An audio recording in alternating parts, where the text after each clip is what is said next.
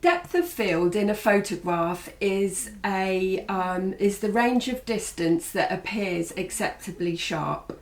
It's determined by several factors. It includes the aperture setting, the focal length of the lens, the distance between the camera and the subject, and the size of the camera's image sensor. A shallow depth of field appears when the foreground and background behind the subject is not sharp. It's called bokeh. While the effect is often used in portrait photography to isolate the person or the thing in the image. To achieve a shallow depth of field, a wide aperture, so a small f number is typically used, such as 1.8 or 2.8.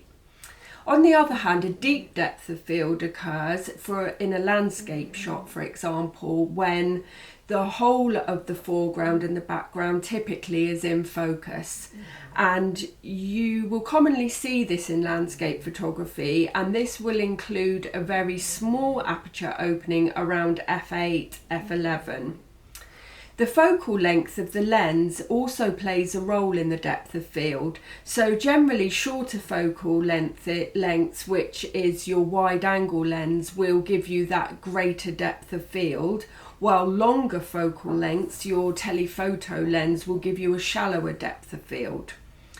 It's important to note that depth of field is a creative tool and it can be used to visually impact your photograph.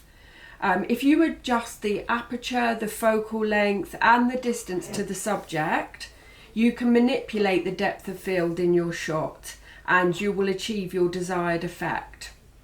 So an example of depth of field in photography is the closer your lens is to the subject, say for example a small flower, then you will have a very shallow depth of field.